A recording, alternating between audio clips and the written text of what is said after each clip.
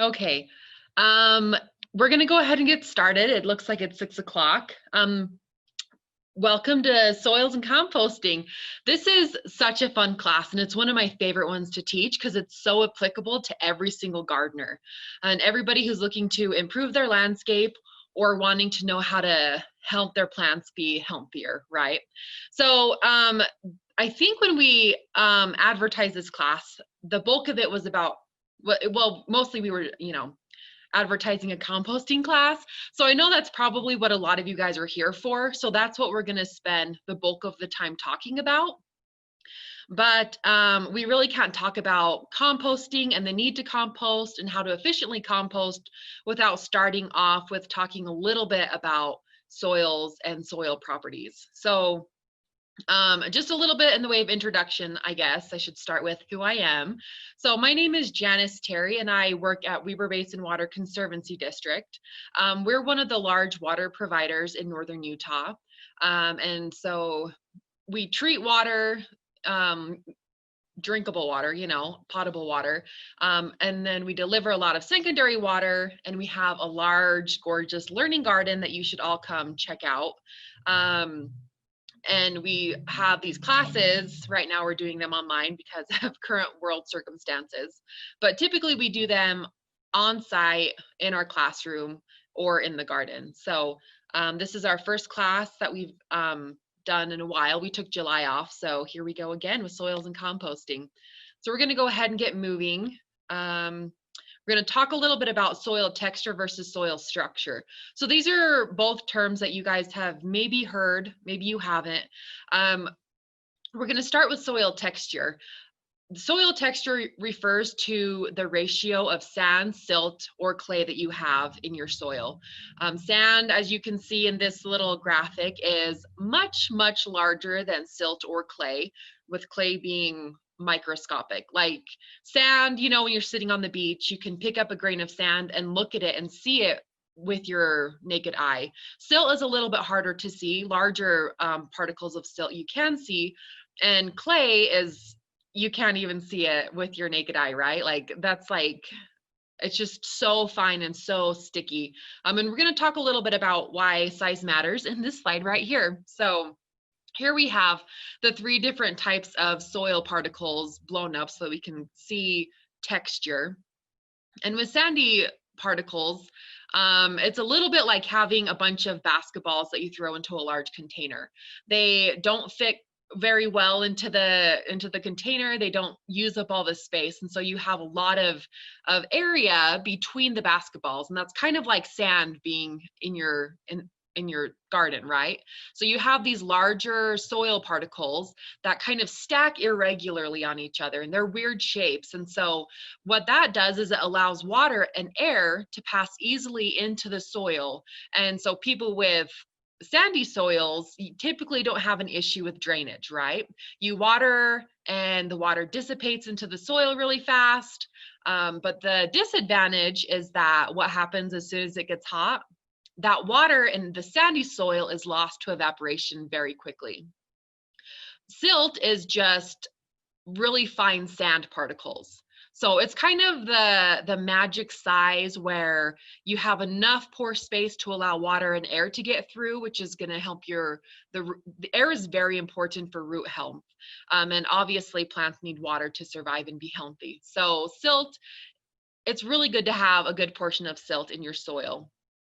Clay, not only is it so fine that there's not a lot of airspace for the water to move through, but it's kind of in this weird, almost like a bunch of bricks laying on top of each other. They're long and they're flat, as you can see by the bottom image here. That structure is what we call platy structure, and that makes it so hard for water to seep into the soil. So most people they might have clayey soils, like a lot of clay in their soils, that makes the water hard, makes it hard for the water to move down. But most people don't garden or have a yard with pure clay. Pure clay is like, you almost could, color it and put it in a little tube and sell it as Play-Doh, because it's just so, so sticky and just so dense.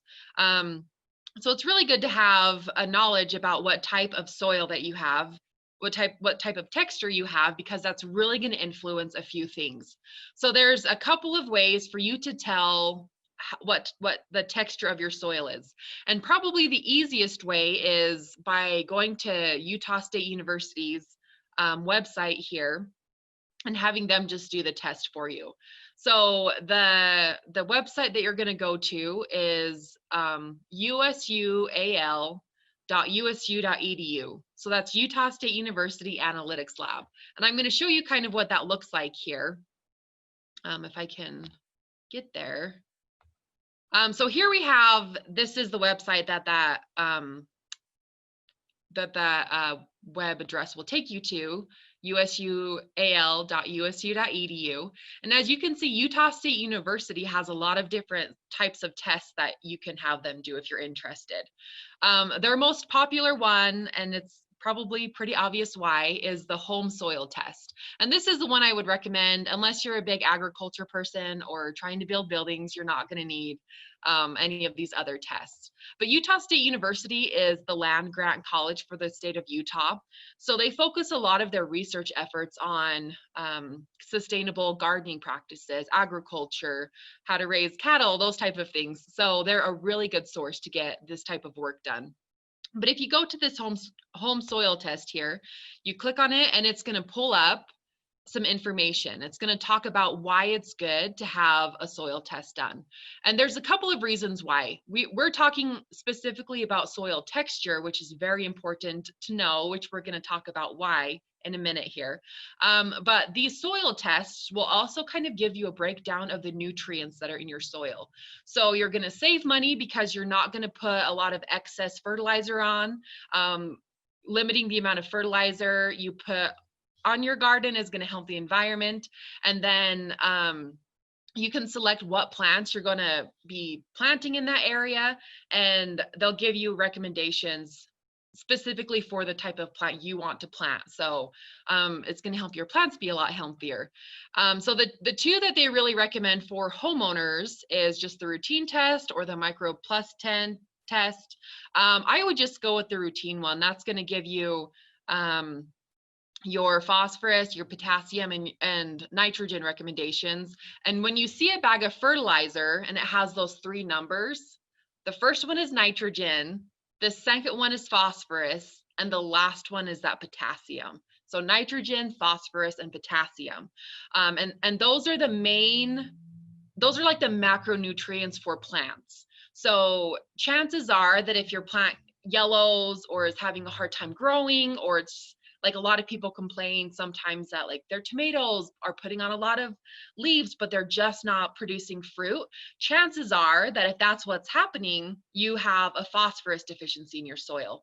So it's really good to know what those levels are of nitrogen, phosphorus, and potassium. And the nitrogen, it's not going to tell you how much is in the soil, because nitrogen is very water soluble and it leaches right out of the soil. So you can have your test done, and if they said you have this much amount of nitrogen 2 months later, that could be completely different. So instead, they just give you a recommendation. And then they're going to give you pH levels, which is important. In northern Utah, where I'm at, we typically are pretty alkaline. So that's going to really influence the type of plants that you're going to be able to plant.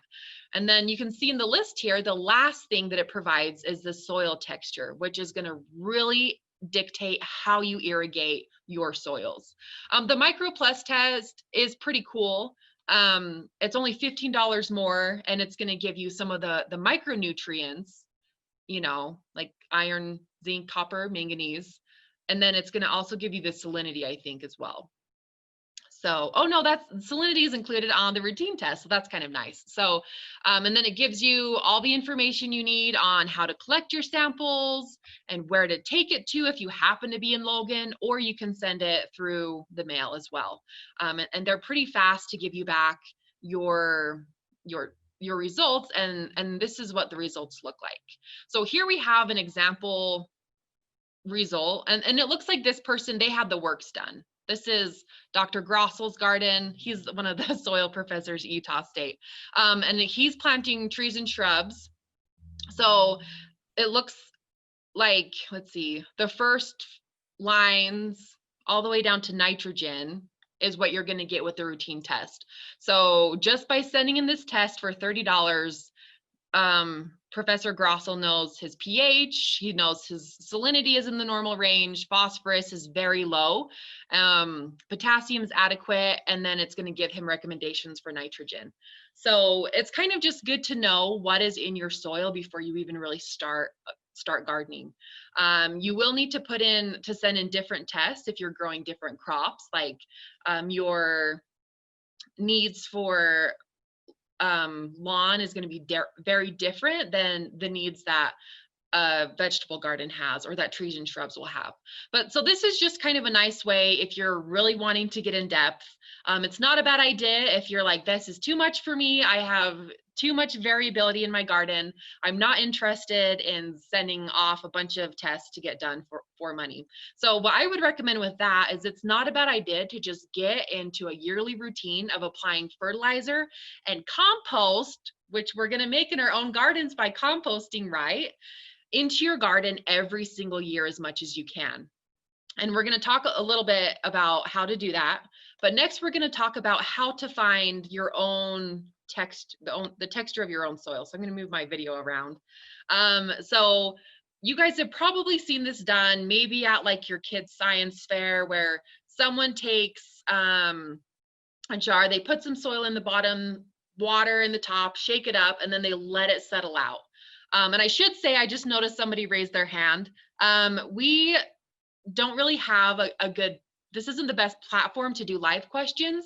And there are a handful of you on. So to keep things rolling and stuff, just type in the question. And then if I don't answer it along the way, at the very end of class, I'll address all the questions that you have. So. But to do a DIY soil test, basically what you're doing is you're figuring out the percentage of sand, silt, and clay that you have in your soil. So to do this, you're going to go around and collect samples of soil from various parts of your yard. Oh my goodness. Thanks, Brody. We also have Brody on, who is telling me that it's still on. Can you see that, Brody? That it was still on the website.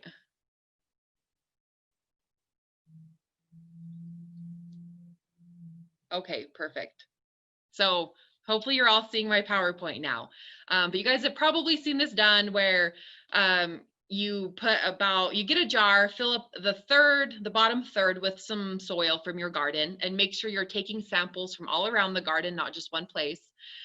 Fill up the rest with water, leaving a little bit of headspace so that you have enough room to really agitate the water and the soil together. Shake it up really, really good, and then let it all settle out. And what you'll see is that sand is going to settle on the bottom, silt is going to settle in the middle, or sorry, no, that's right. And then clay is going to settle on the top. And sometimes you'll see a fourth little layer on top of that.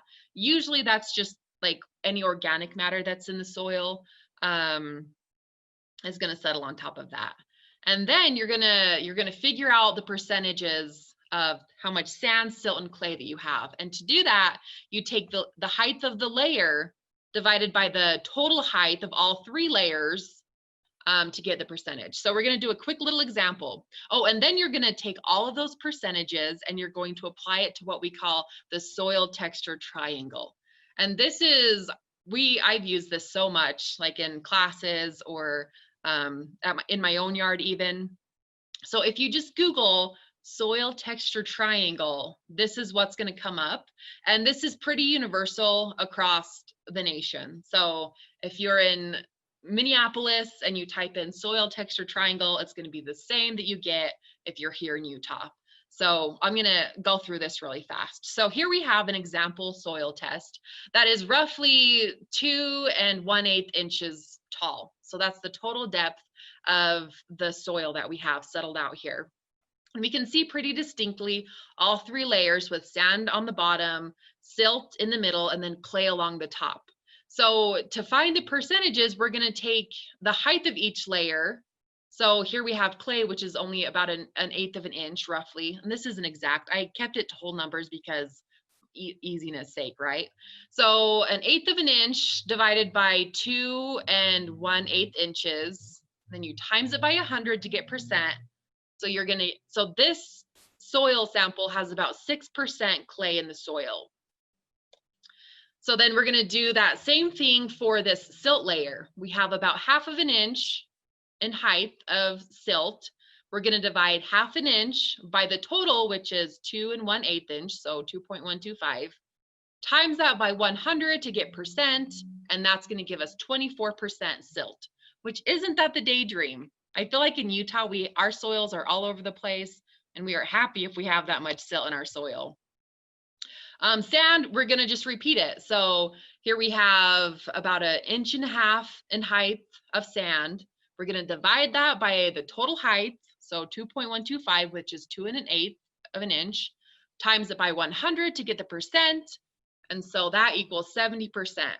So we have 6% clay, 24% silt, and then 70% sand. So we're going to turn to our soil texture triangle, and we're just going to follow these lines, and where all 3 of them converge is going to put us into the area that our soil is. So if we start with sand, because it's a whole number, I like whole numbers, obviously. So we move over to 70%, and we're going to be somewhere along this line, right?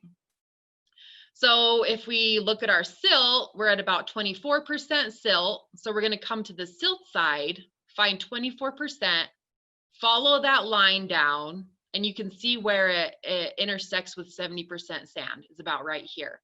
So it makes sense because everything has to equal 100, right? 100%. Here we have the clay side, and 6% about right here. Sure enough, that's where our dot's at. So if this was your soil that you'd put into your jar and shooken up and you let it settle out, you're going to want to let it settle out for a few hours. I'd say 6 hours minimum. If you can, just leave it overnight to make sure everything settled out okay.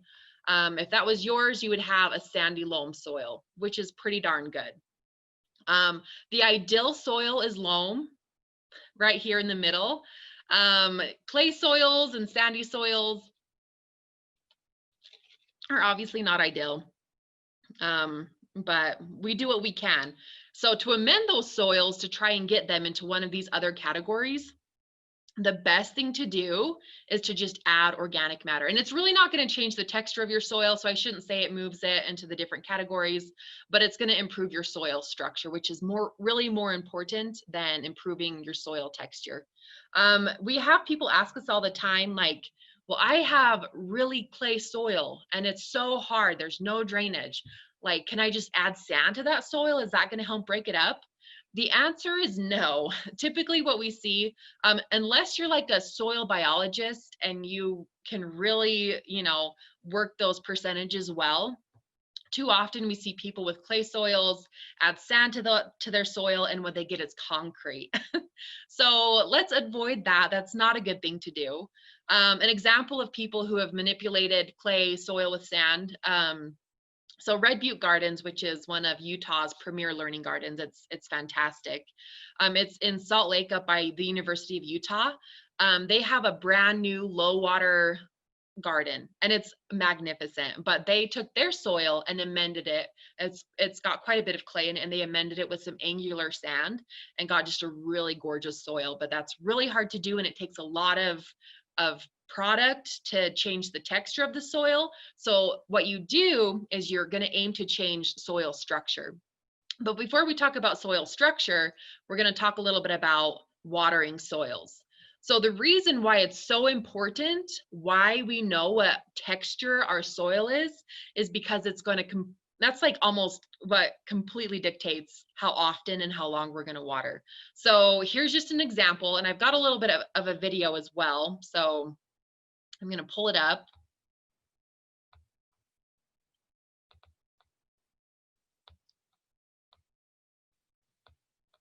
Okay, so are you guys seeing this YouTube video, Brody?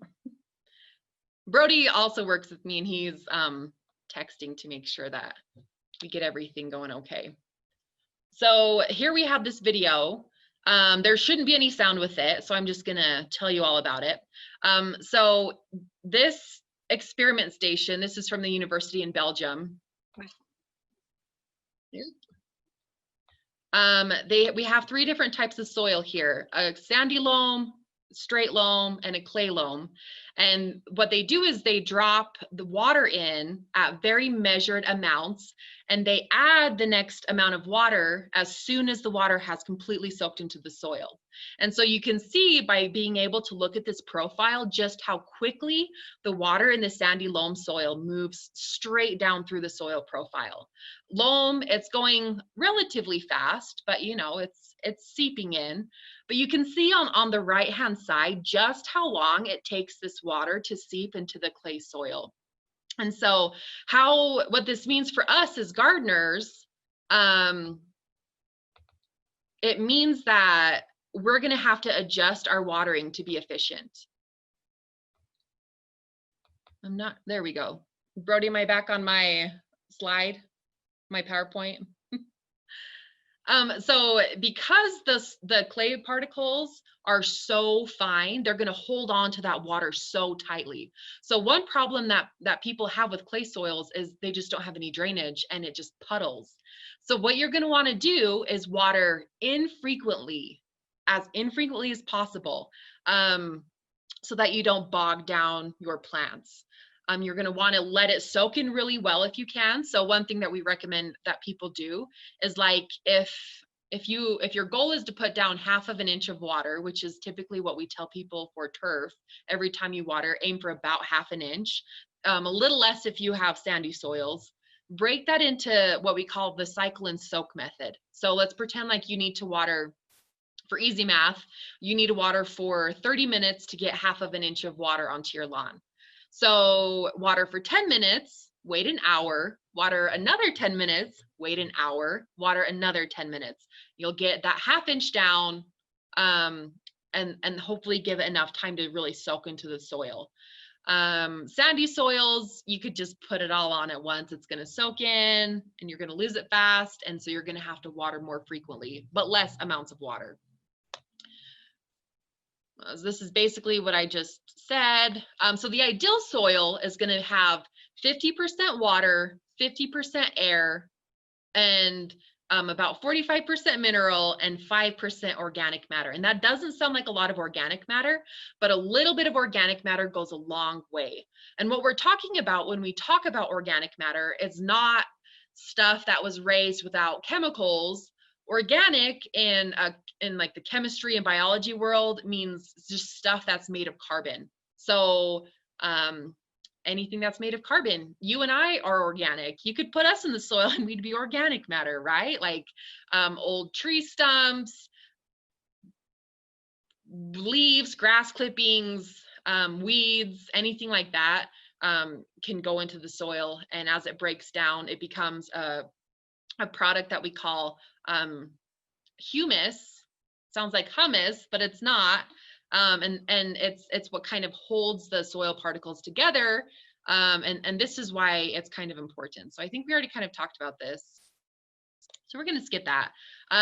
So this is soil texture versus soil structure again. So we add organic matter to our soil, it breaks down, and it's going to create little aggregates with the soil particles. So here we have in this example our soil particle, and it doesn't matter what type of soil you have for this to happen. This could be a clay particle, it could be a sand particle, it could be a loam particle. It's going to most likely be a mix of all different types of particles. And you can see here that as we add organic matter, it's going to bind those soil particles together to form what we call soil aggregates. And then the soil aggregates combine together to create what we call overall soil structure. And the soil structure does a lot of things to the soil. And so imagine if you have clay soils and you've been struggling with compaction, and you've been struggling with boggy soils or drainage issues. Because we're creating these little soil aggregates, all of a sudden you have these little air pockets for water to move down. If you have a sandy soil, these little pockets of organic matter hold on to water really, really well. So by adding organic matter to your sandy soil, you're going to help your soil retain moisture better than if it was just straight sand. So benefits of adding compost, I've already kind of talked about this. Compost equals organic matter. It's the same thing. We're going to use those two interchangeably. So it increases soil tilth, which is a fancy word that you're all going to use in everyday life from now on, right? And tilth just means workability. So I don't know if you guys have ever been out in your soils and it's hard and compact and you're trying to like, I don't know, maybe you're trying to, what's the word? Till the soil and it's just so hard, or even like shoveling is hard. It's probably due to compaction and low amounts of organic matter. So tilth is just workability. It's just a different word for that. So by adding organic matter, we're going to increase the workability of our soil. We already talked a little bit about fertility. Sandy soils, you add some fertilizer, that fertilizer drains out so fast because water just moves so quickly down through the soil profile. So by adding that organic matter, it holds on to the nutrients so much better, which means it's going to be available to your plants for a lot longer. We already talked a little bit about water holding capacity. Sandy soils add organic matter. The organic matter holds on so tight to water, which makes it available for plants for longer. Aeration, same thing. Air is so important to root health. So by creating those pockets with the soil aggregates, we're going to increase the aeration and increase the health of our plants' roots. And drainage. It also increases drainage, which is great. So there are a few things that happen during composting. So the composting process really begins as soon as we mix those raw materials together. As soon as you dump your old potato peelings in the pile and you throw on some grass clippings, that composting process is going to start. Microorganisms, mostly bacteria, a lot of fungus, are going to use oxygen in the atmosphere to consume and break down those materials until it's a nice compost that you're going to want to add to your yard. Something to know, to kind of recognize, is as the microorganisms metabolize all of that material that you've been putting into your compost pile, their metabolisms, they generate a lot of heat and they're going to put off a lot of CO2. So about half of the weight of your compost pile is going to be lost through the process to either carbon dioxide or water vapor. So that's just something to kind of know, because sometimes, you know, you start with like a massive compost pile and you're like, oh, this is going to be so good for my garden. I have a massive garden. This should be enough compost. And by the time the composting process is complete, you're down 50%. So just kind of be aware of that when you start that. It's kind of like when you cook spinach, right? And you put in like a whole bag of spinach into your skillet, and by the time you've cooked it, it's like less than a cup, and you're like, where'd the spinach go? It's the same thing, like, where'd the compost pile go? So we're gonna go through some steps of how to be successful with your compost pile, and we're gonna talk a little bit about some common mishaps that people have when they're composting, and hopefully it'll help you guys avoid some mistakes. The first step is selecting your composting site. And you might just be like, well, I have room in the corner of my yard, so I'm just going to stick it back there, which might be a good idea, but there are some factors that might discourage you from that. The first thing to remember is that composting can get really, really stinky, especially if you're maybe new to composting and you're having a hard time getting the right balance of ingredients, which we're going to talk about here in a minute. You really can stink up the neighborhood. So I used to work down at Temple Square, and my supervisor, in the corner of his yard, he had a really cute koi pond, and it was really well planted, and he had these big fish swimming around, and he had a bench sitting on the edge of his koi pond so he could sit in the shade of his trees and watch his fish swim around and just really enjoy this gorgeous creation that he had made in his garden. He had some new neighbors move in, and they really got into composting, and they put their compost pile right on the other side of the fence from his koi pond. So he said that like it wouldn't really have bothered him, except for sometimes it got so stinky that he couldn't even sit out and enjoy his koi pond. So just be aware of that. Be nice neighbors, look over the fence and say like, if I, have a stinky compost pile, is this going to affect my neighbors? Should I put it right next to my barbecue pit? Probably not. Should I put it right next to my patio? Probably not. Just be aware that it can get kind of smelly. It needs to get at least 6 hours of sunlight. This is just so that it can be warm enough. Those microbes, the bacteria and the fungus and those type of things, they need to be a little bit warm to metabolize efficiently. Like if it's too cold, the compost pile will still break down most of the time, but it just takes a lot longer. So if you're trying to move the compost through your piles relatively fast, try and select a site that has enough sunlight to keep it nice and warm. It needs to have access to a water source. Moisture is really important as well to that metabolic process that's taking place in the compost pile. So if your compost pile keeps drying out, and we're going to talk about why that happens, you might need to add some extra water. So if you have a small yard and you're okay hauling 5-gallon buckets, and maybe this doesn't matter as much, but if you happen to have a spot that's relatively close to a hose bib or some kind of water source, maybe think about that and put it close to a water source. And then this one probably seems pretty obvious, but you're going to want to select an area with relatively good drainage. And that's simply because, as you pile compost material onto your compost pile, as it breaks down, we've already talked about how you're going to lose about half of the weight to carbon dioxide and water. And some of it will evaporate off as vapor, but some of it is going to try and leach through the soil.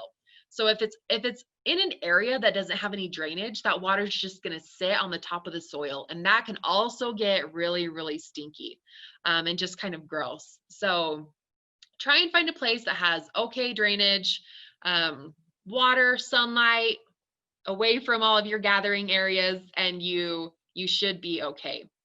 The second step is you're going to want to select the appropriate compost container that'll work for you and your yard and your situation.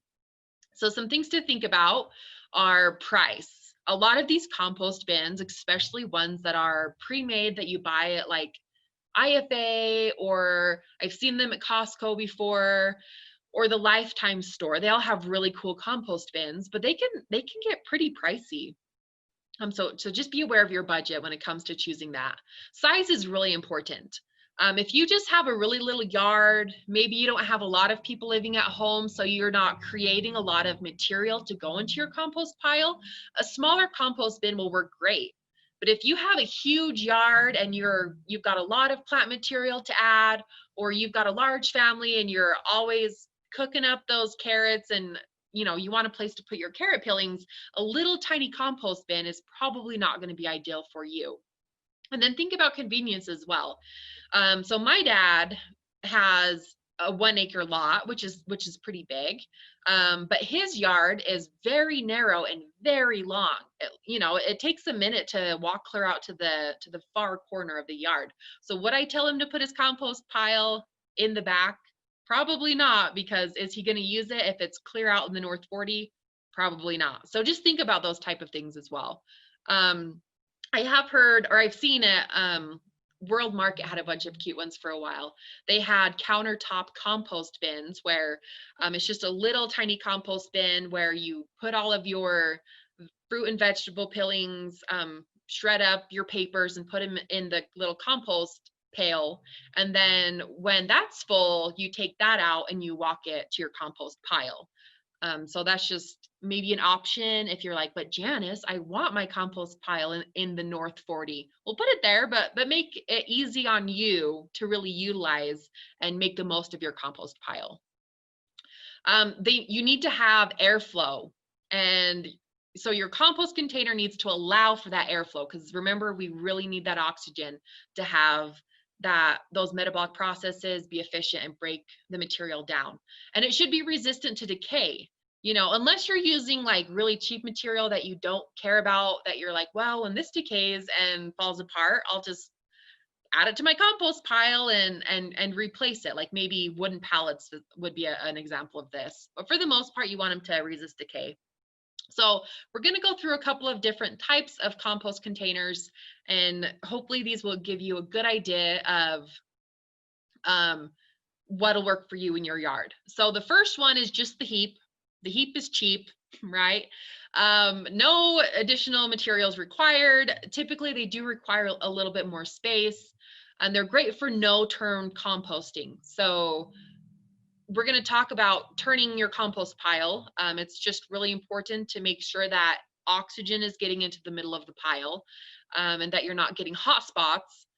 But you can just pile it up and just leave it. A lot of farmers will do this, and they'll just leave their compost for a year sometimes, just let it break down nice and slow, and then they'll put it on their fields. But you can turn a heap. That's saying you can't turn a heap if you do a heap method, but it's just commonly used for no-turn composting. So here are some examples. You just throw your compost onto the compost pile. Nothing fancy, nothing expensive, no building required. You just throw it on, let it do its thing. The next is what we call the Hoop. It's relatively low cost. It's tidier than the Heap, but still pretty inexpensive. And these are typically made of woven wire or fencing materials. So this is like, you could go to IFA or Cal Ranch or one of those country type stores that sell farm supplies and get like a cattle panel or hog wire or something like that. That's a finer mesh material that you can create a structure with. So you can see the one on the right hand side it looks like a box, but this would technically fall into the Hoop category. Not that it really matters, but that's okay. Some advantages to these is that they do allow a lot of airflow in, and because they're a wire material, they don't corrode as quickly as like a wooden material would. So these can be really efficient. And this is what that would look like. You just add to your hoop or your little area. Something that I guess I will say right now. So when you're thinking about what container you want to do, some people like to have more than one compost pile. And the reason for that is they like to have one going through the compost process, breaking down and getting ready to be put in your garden while you add your new stuff to the other one.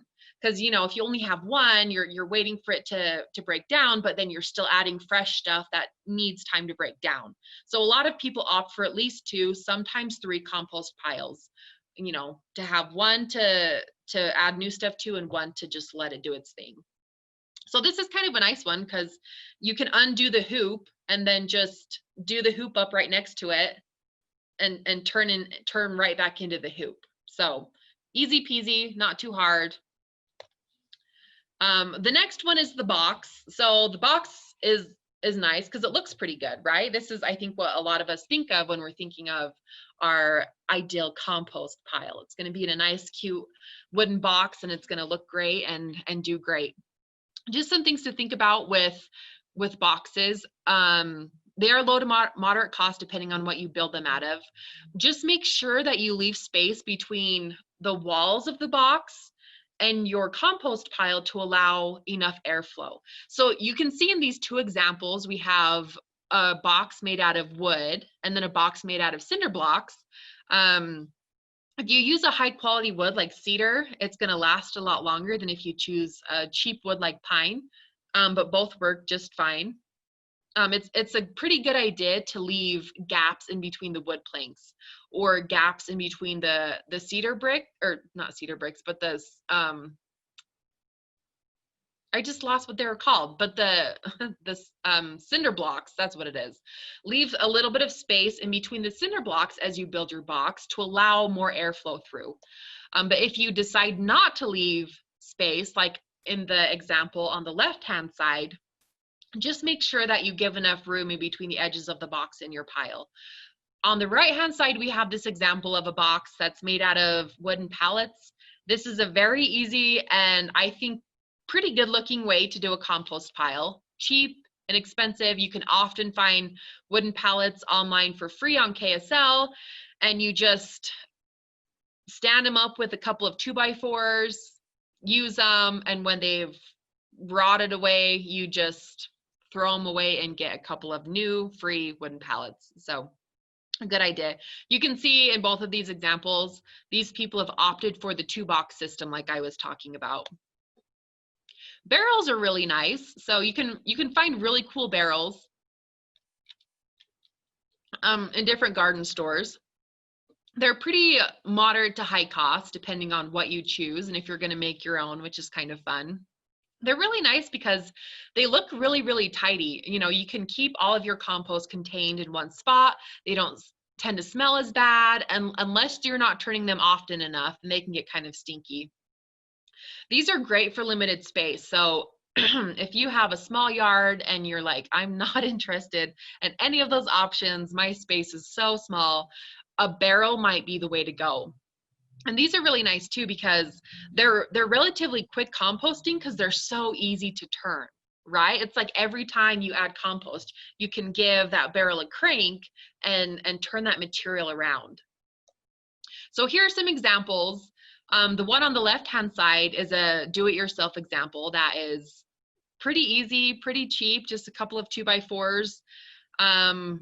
And then a 50-gallon drum. You just cut a door in the side. Make sure there's quite a few holes. I would be a little bit wary of this specific one because I don't think it has enough holes to allow airflow.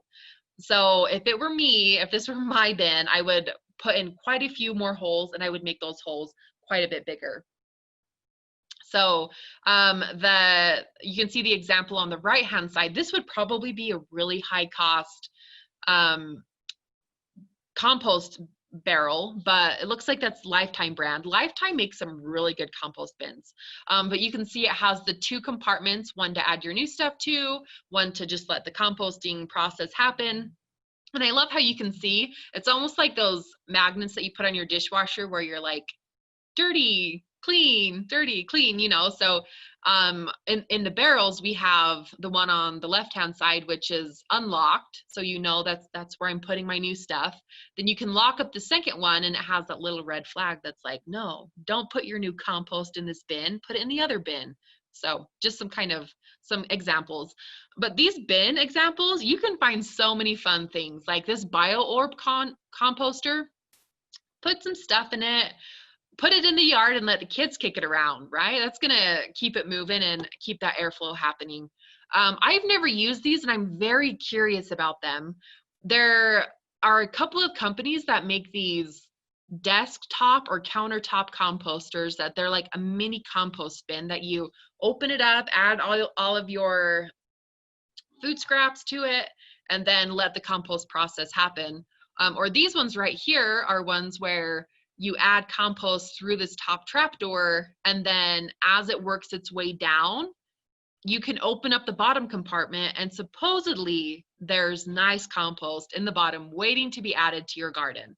So like I said, I've never used these. They sound very intriguing. I've always, you know, had a yard to an extent, and so I just throw it out back.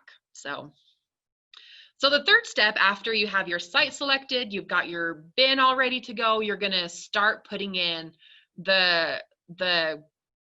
your stuff. You're gonna put all of that organic matter in your compost pile to break it down to make nice compost. So almost all natural organic material will compost, but not everything belongs in a compost pile. So we're gonna talk about this. If this were a live class, I'd have you guys give me a thumbs up for yes or thumbs down for no, but since we're not in a live class, just pretend you can give the screen a thumbs up, even if I'm obviously not gonna see whether you guys agree with me or not, but we're going to go through a couple of types of material that are commonly put in compost piles, and you let me know if you think it's appropriate or not. So we're going to start with weeds. So this one is pretty controversial, but do you guys think that weeds belong in the compost pile or not? Yes, you can put weeds in the compost pile. There are a couple of buts that I'm going to talk about. So weeds, for the most part, will do fine in the compost pile. Your compost pile, that metabolic process is going to create heat. and you're going to want to keep it at a certain temperature for a specific amount of time. And if you're able to do that, and we're going to talk about that in a few slides, but if you're able to keep your compost at this high temperature for long enough, it should destroy the viability of weed seeds. That being said, there are some weeds like goat's head or puncher vine is also what it's called that, you know, I maybe just don't put those in. I don't know if it should, if you hold it at this high temperature, it should take care of those seeds, but you just never know. So if you're nervous, or if this is your first time composting and you're like, I don't know if I can hold it at that high heat for long enough, Janice, then maybe just don't put weeds that are seeding in your compost pile. Weeds that aren't seeding, go ahead. Totally fine. Throw them in the pile. They're great. Paper. Yes, no. So paper is yes and no. So you can put paper in the compost pile as long as it's not glossy. And then some people are wary of colored ink. Some people are not. For the most part, as long as it's not glossy, you can put it in the compost pile, whether it's black and white or has color. If you're wary, just shy away from the colored portions of the newspaper and put the black and white into the compost pile. But I have never seen any issues with putting color in the compost pile. Just make sure it's not glossy, because a lot of those glossy finishes have plastics in them, have chemicals in them that you don't want in your garden.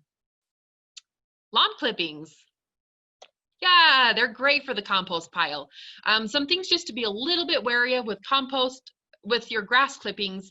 A lot of people are wary about putting some chemicals into their vegetable patch.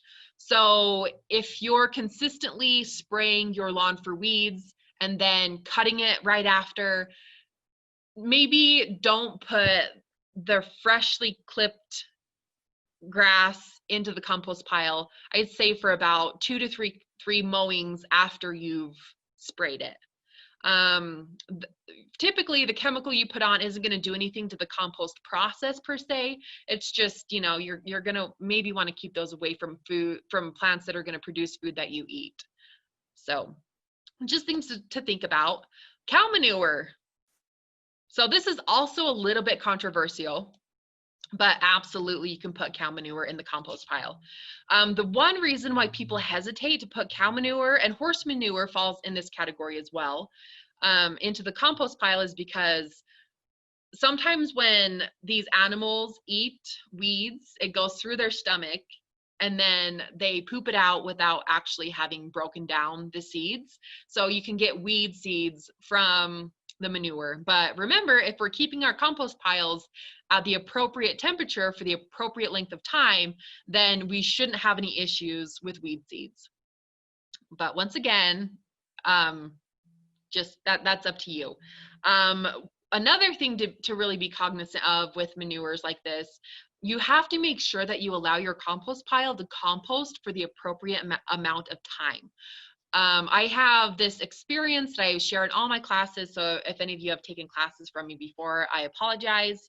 But when I was at Utah State University, I worked at their research farm, and one of the studies we were doing was whether it made financial sense for farmers to put in these really low-cost greenhouses to extend the season on both sides of the growing season by a couple of weeks.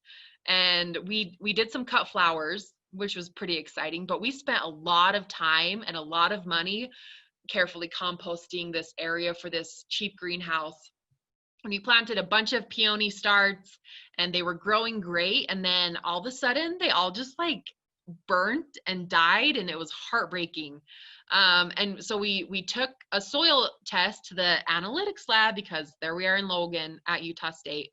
And they were like, your guys' salt is so high. And it was because we put this compost on that had cow manure in it that hadn't been allowed to compost completely, and it was just too hot. There was too much nitrogen, too many salts, and it just burnt our plants. So the next year after that was allowed to sit for a full year, we had amazing peonies. But that first year, it was just sad. So just make sure if you're adding cow manure, you're giving it enough time. So speaking of manure, what about dog and cat manure? Yes, no. The answer is no. So you're going to want to shy away from anything that is basically animal based. So cats and dogs that, or I guess I should say, stay away from manures that could contain, or from animals that eat other animals. I guess we could say that. And the reason for that is, as it breaks down, there's a lot more viruses that are a little harder to kill in the composting process. Um, and nobody wants salmonella or E. coli in their food, right? So we don't put dog and cat food or cat poo in our compost piles. We just avoid it, leave it out, put it in the garbage, let the landfill worry about it. Dairy. No. So dairy is kind of the same in that as it breaks down, there are different bacteria and viruses that are present, and they're just not good. Meat is the same reason. So we're keeping animal, in the animal feces realm, the herbivores are fine. Cows, horses, chickens, awesome. On the other hand, and I know that chickens eat meat, but for the most part, we're not feeding our chickens meat, and they have a different like metabolic process. Chicken manure is completely fine. Dogs and cats, other animals that eat other animals, no. Rabbits, sure. You know, eggshells, absolutely. Eggshells are awesome to put into the compost pile.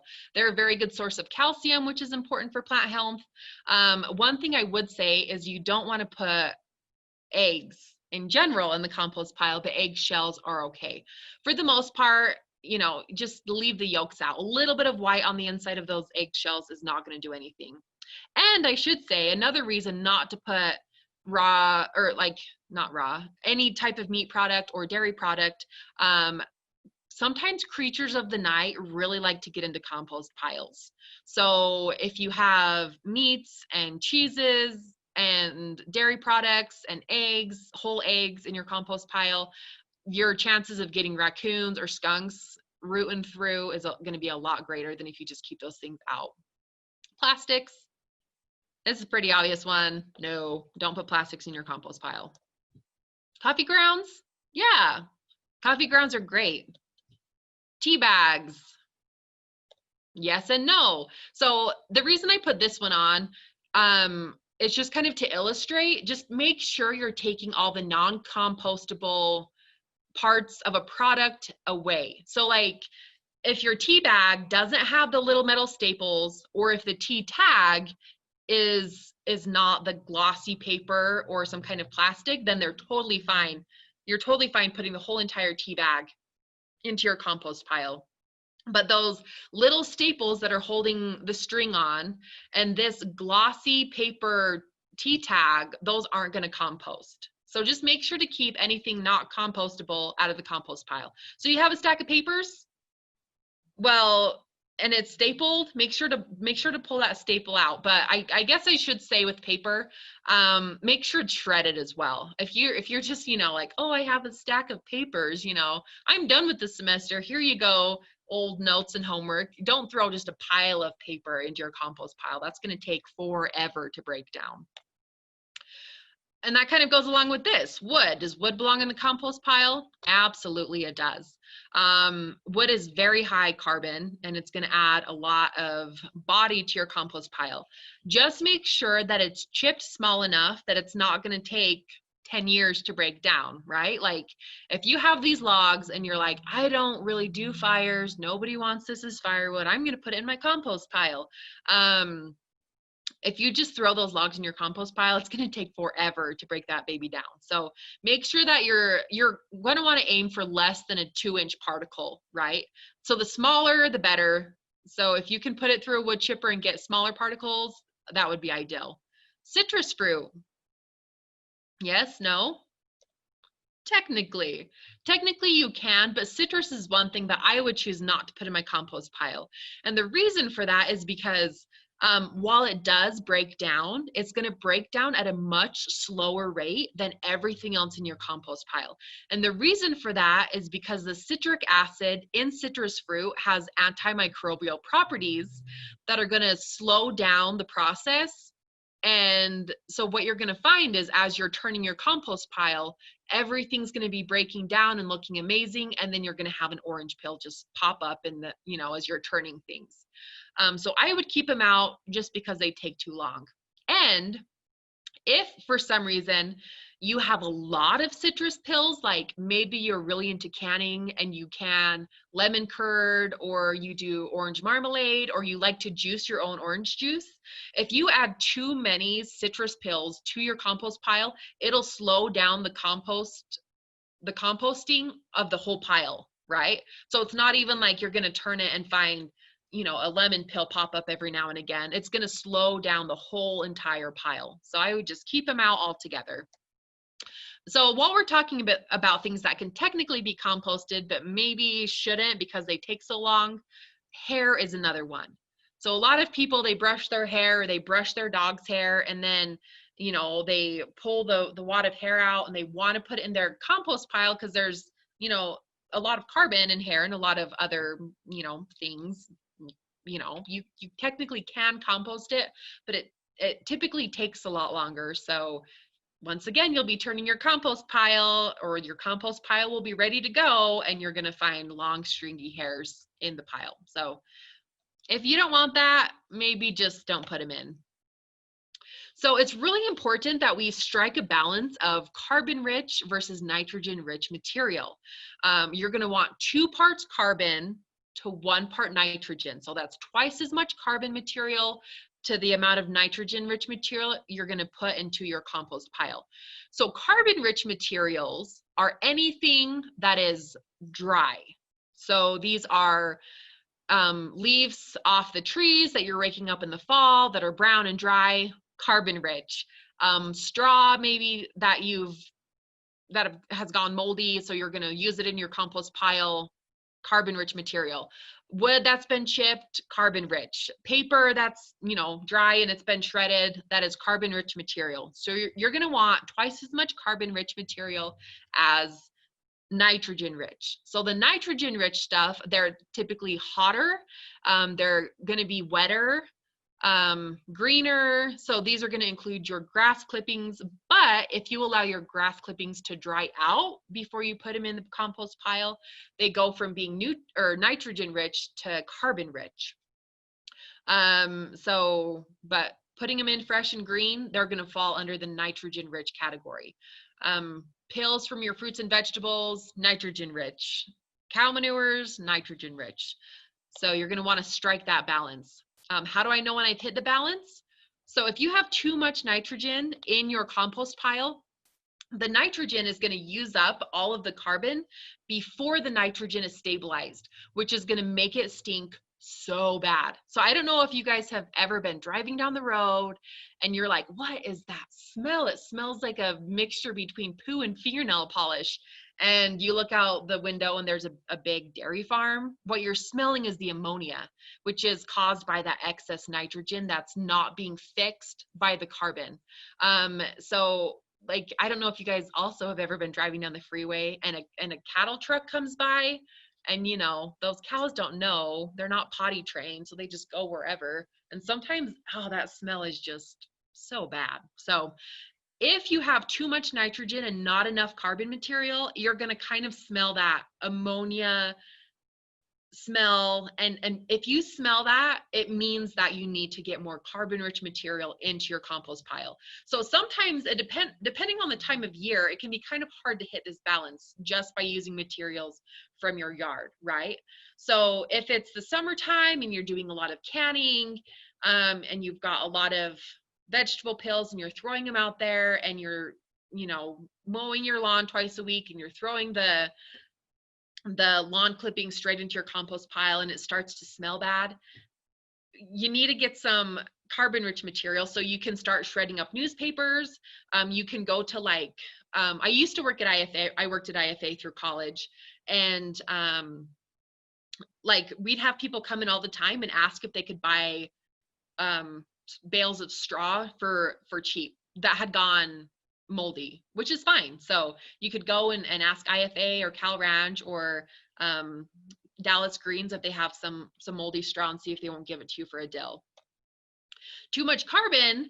So this just means there's not enough nitrogen to break down all of those carbon materials.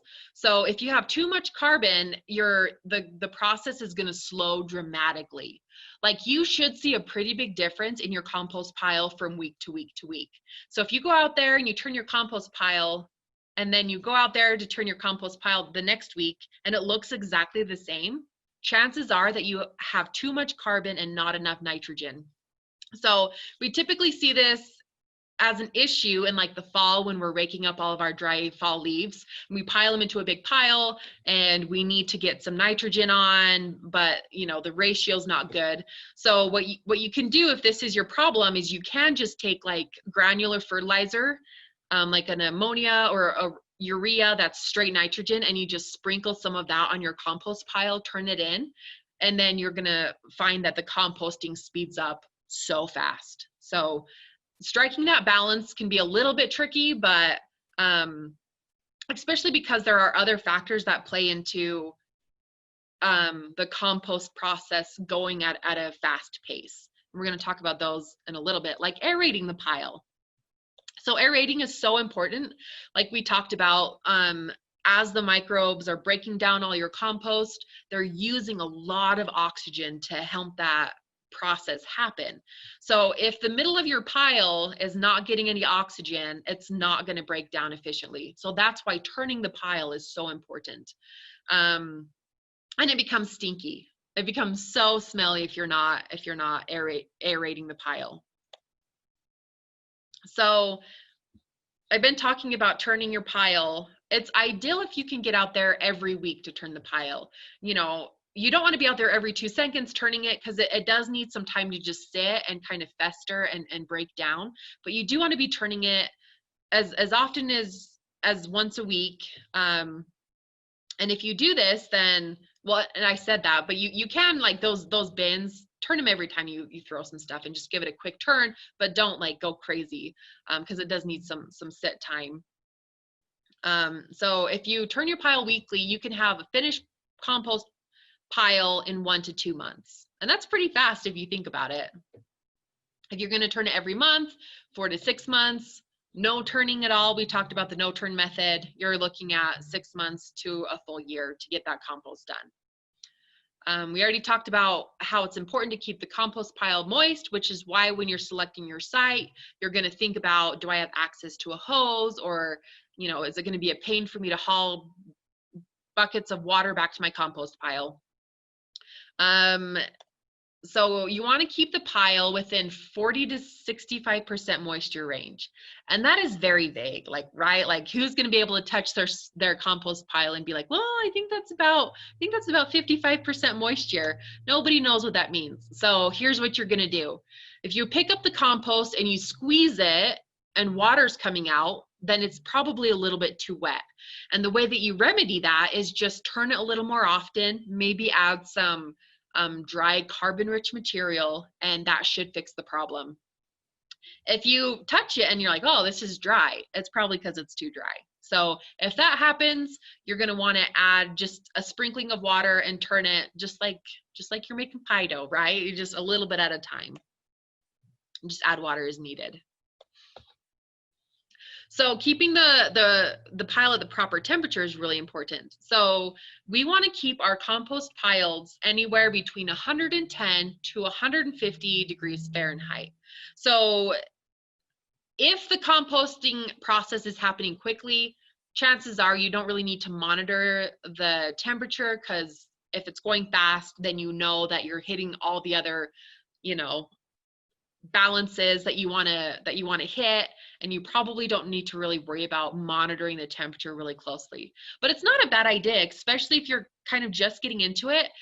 See if you can't find a really long thermometer somewhere to just poke into the middle of your compost pile and read it. And if it's only whatever the air temperature is, you know, it's freaking hot outside, so it might be kind of hard to tell. But, you know, if it's the fall and you stick your temperature gauge in and it's like, it's 70 degrees in the middle of my compost pile, there are probably things you need to do to help get that temperature up. We already talked about why the temperature is important. It's going to kill most pathogens, weed seeds and fly larvae. There's a lot of, you know, grossy stuff that's happening in your compost pile, and the heat will help minimize a lot of the pests that are going to come around. So if it's too low, the first thing to do is try to turn the pile. So the metabolic processes that are happening are not unlike the combustion that's happening in a fire, right? And so if you think about it, as your fire dies down, what do? You get the little Boy Scout in the family to go blow on the fire to try and get oxygen into the middle of the flame to help it get hot. And you're basically doing the same thing. You turn the pile to allow more oxygen, which is going to allow those processes to happen, which is going to increase the heat of the pile. So you turn it, it still doesn't heat up. You're going to want to look at all the other factors. Is it wet enough? No. So add some water, turn it, let it sit. Has it heated up? No. Have I hit the carbon to nitrogen ratio? Yes. Then chances are that the process is complete. So you know that the process is complete when your pile, even when you turn it, it's not heating up. It doesn't have a ammonia smell. It should smell really nice and earthy, like the smell that happens when you break open a new bag of potting soil and you get that whiff of like pure summer. It smells so good. What you're smelling is the compost breaking down.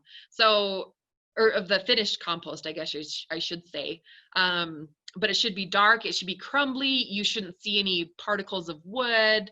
You might see some small wood chips, and that's okay, but you don't want too many of those, right? It should be dark, really crumbly, and it should have that wonderful smell. I have bought in bags of cheap potting soil before and open them up expecting to smell that really earthy, nice smell, and just been hit in the face by ammonia. And nothing makes me madder than when I'm at home ready to start my landscaping project and whoever was in charge of composting the compost that went into the potting soil didn't do it completely, and then I either have to wait or I take it back to the store and demand different potting soil because that'll ruin your plants real fast. So it's not a bad idea to let your pile sit for a little while to go through what we call a curing phase. So that's after the process is done, you've turned it, it doesn't heat up, it's a nice moisture level, it's dark, it's crumbly, it smells good. Just let it sit.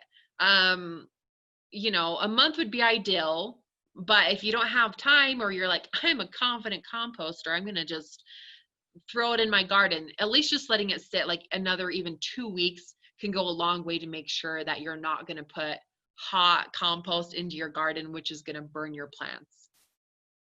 So that's it. I think we went through that relatively fast. So if anyone has any questions, I'd be happy to answer them. Let's see.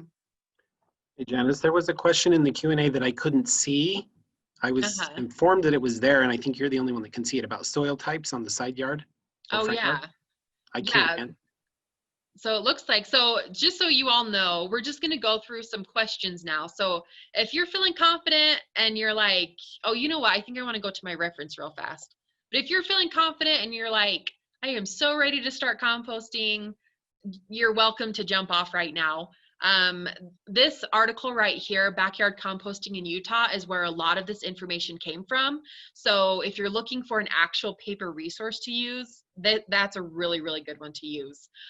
We will be posting this presentation on our website, hopefully tomorrow. If not tomorrow, if we don't have it up by the first of the week, let us know, remind us, and we'll get it up as fast as we can. So you're just gonna go to weberbasin.com to find all of our presentations. So after we're done with the presentation, we try and get them up as soon as we can. So you can go back and watch ones that we've done at the first of the summer and all the way down to the one that we'll put up tomorrow. So thank you guys for joining me. We're gonna go through a couple of these questions now. Yeah, you can see them, so you can just start answering from the top. Okay, perfect. Thanks, Dave. Or do you want me to read the question? Oh, I can read them. It's all good. So the first one says, is it common that different parts of the yard are different? And this is talking about soil texture. The front is 75% clay, 25% other. Backyard soil is good, side yard is wet. What do you do in these circumstances where you have a lot of different types of soil in one yard? And this is very common. In Utah, we have some of the most bizarre soils. And I think it's because we have these rocky mountains, right? And then we have these like lake bottoms, the Bonneville Lake, right? We're all sitting in a lake bottom. So like an example is my dad lives at the foot of a mountain in Willard, and he has the rockiest soil, but it is the most beautiful loam you've ever seen. He has the most gorgeous soil, except for the boulders that are in the garden. Our neighbors literally just across the road and up 2 houses have a hard time finding one rock in their yard. It's just complete sand. So it's very interesting how variable our soils are. So what I would say with I would go maybe cater your yard to what the majority of the yard is. So if you have, and maybe that sounds bad, because you can try and dice it up and treat your yard according to its specific soil spots. I don't know if that made sense. It made sense in my mind somehow, but that came out weird. So like if you know you have an area, a corner of your yard that is really clay based, but the rest is pretty sandy, see if you can't somehow isolate that area so that you're treating it like its own space. So if it's possible, if it makes sense in your yard, which sometimes it doesn't, to have that space have its own irrigation system, that's not a bad idea. Or if you have areas with really bad soil and the other areas are kind of nice, maybe those areas of bad soil are a great area to put a hardscape on, like a fire pit or a play area, or dig it out and put a sandbox there, or even do raised beds on top of that. Having really variable areas can be kind of tricky. But if you're having a hard time because you're like, my whole front yard is on the same 2 zones and it transitions from, it's mostly clay, but then there's kind of a sandy, loamy portion, I would treat it like it's clay. But then maybe hand water those other spots that are gonna hold on to the soil a little less well as the clay does. And that way you're not wasting a ton of water by irrigating the whole yard just for the few sandy spots. You're just doing a little bit of hand watering to compensate. We talked about why it's so important to add compost. If you can add as much compost as possible, that's a great idea. But it's really difficult to add compost once the landscape is in. So we always recommend, even if you think you have great soils, if you have a bare bed that you haven't started planting in, just add a little bit of compost. A little bit of organic matter goes a long way. So I hope that answered that first question. If not, do a follow-up question on the bottom and we'll get to it. So this one says, how do you keep the compost pile warm during the winter months? Is it okay to have snow on it? The answer is yes, and that's a great question. So in the winter, we often find that people will cover their compost pile just to keep the heat in, but then they will go out still every once in a while and turn the compost pile to try and get air in as well. It is okay to just let it sit out. Oftentimes what you'll see is in the winter months, the snow will melt off of the compost pile, or even sometimes in the morning you see steam coming off the compost pile. It's totally fine to just let it be. If you want it, help speed things up, cover it with the tarp. If you are kind of just into low-key gardening and just doing the most for the minimal amount of work, I think it's a great idea to just keep adding to your compost pile all winter. And even if you have to divide it into 2 compost piles, and then just start turning it and really paying attention to it in the springtime, because typically it'll be cold enough it's not going to get so stinky, because the cold is really going to slow down the metabolic processes. So cover it if you want it to go fast. If not, ignore it and let it do its thing. But it is a good idea if you can get out and turn it once in a while. Okay, so the last question, let's see. What do you mean by letting compost sit, taking it out of the bin and spreading it out after it's done? That is one thing you can do. So during the curing process, you're just going to want to let it sit. It can just stay in its bin, it can stay in its box. You're just going to want to let it sit for 2 weeks. So you can take it out. Maybe you have a spot next to your compost bins, or maybe you have a third compost bin that you're going to put it in, let it sit for a couple of weeks, and then put it and incorporate it into the soil. So yeah, I think that answered that question. Take it out of the bin, leave it in the bin. It doesn't really matter. Add a third bin if you want a curing bin. That would work just fine. So the ideal size for composting piles, I guess I probably should have said this in the regular portion of the class. The optimal size for a compost pile to get the quickest amount of composting done in the quickest amount of time is about a cubic yard. So 3 feet by 3 feet by 3 feet. And so I don't remember where I was going with that point. Help, Dave. Do you know? I don't know. I don't remember where I was going with that.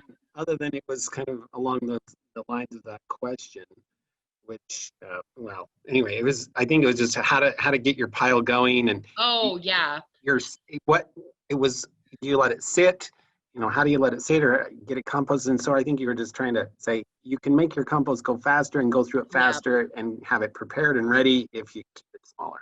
Yeah, so if you keep it small and you keep it the smaller size of about a cubic yard, then it's about a month, right? You're adding new stuff for about a month, turning it, then you're going to let it kind of sit, and you're still turning it, letting it compost for a month, and then you let it sit for a month. So it'll take about 2 to 3 months to get a good compost pile, but I hope that works. So anyways, hopefully that answered that question. Another question came in: how do you add it to your garden? Do you mix it in or just put it on top of your soil? So this depends on the area of your garden that you're putting it in. So a lot of us kind of think about adding compost. When we think about adding compost to our gardens, we think about adding compost to our vegetable spots. And vegetables and annuals do take up a lot of nutrients. Like, they're typically very hungry plants. They like to have a lot of extra food. So what you can do is you can sprinkle it around the plants, and then after you're done harvesting an area, or you're ripping out plants to either put in a new a different plant, or it's just the end of the season, that's when you would till it in. Or for like perennial beds or around trees and shrubs, you just put the compost by the plant and work it in as much as you can, maybe with a small rake, but you just, it'll find its way into the soil. So I hope that also answered that question. Basically, if you can work it into the soil, do. But if you can't, just put it next to the plants, and it'll still get not as not quickly, or it won't be as benefited as quickly, but it'll still be really beneficial to those plants. So any other questions before we end this class? Okay.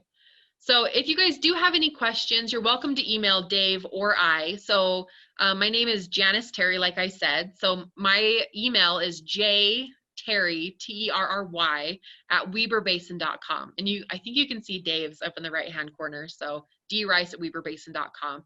And we're happy to help you with whatever we can. Like I said, this resource, this backyard composting in Utah, is a great resource. Utah State has done a lot of research on composting. So even if you just Google composting USU, you're going to probably find way more information than you ever wanted to know. So hopefully you enjoyed that.